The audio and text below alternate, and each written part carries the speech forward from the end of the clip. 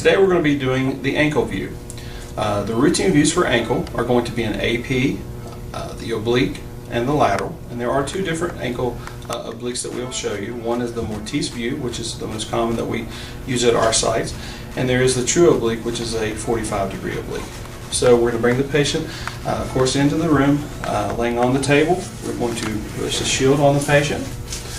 Our film size is going to be 10 by 12. We're going to use lengthwise. Our SID will be 40 to 44 inch SID.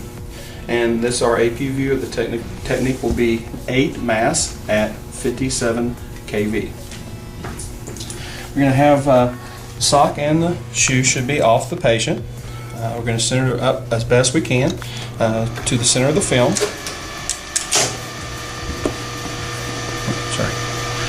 We're going to make sure that we're centered to the film both ways. The patient's foot should be in a just a neutral position. It should not be dorsiflex, just as it is laying down. Our collimation will be into about the skin margins. We do want to make sure we include the entire heel and 2 to 3 inches of the distal tib fib. Marker placement will be in the light field but not obstructing any pertinent anatomy. And our centering should be just to the mid point of the ankle. And this is our AP view of the ankle. Now I'm going to show you our Mortise view, and the patient is going to then rotate the leg and the foot 15 to 20 degrees medially. So it is just a slight rotation. This is going to demonstrate the Mortise joint. Again, our centering is going to be to the mid part of the ankle. We want to make sure on this here that we include all the way down, including the base of the fifth. This is a good view for the base of the fifth, which is a common fracture site. We have room here on both sides that we can make place the marker where it's not obstructing any pertinent anatomy. And this again is the 15 to 20 degree Mortise oblique. Our technique is 57 kV at 8 mass. Then our next view that I'm going to show you is the true oblique. On the true oblique, the patient does dorsiflex the foot. We're going to rotate it in approximately 45 degrees.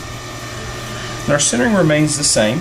We're going to still center to the mid-ankle, and we have our marker in the light field but not obstructing any anatomy. This is also a very good view for the base of the fifth, and this is also done to show the tibular-fibular joint, which is the best view for that. Technical factors remain the same, 57 kV at 8 mass. The next view we're going to show you is the lateral ankle. We're going to need the patient to roll onto the affected side. We're going to again use the plantar surface as our guide, as we do for the foot, and make sure that it is perpendicular. The patient does dorsiflex the foot for me, and then we're going to try and get that by raising and lowering the knee to get it perpendicular to the IR. Our centering point is going to be on the medial malleolus.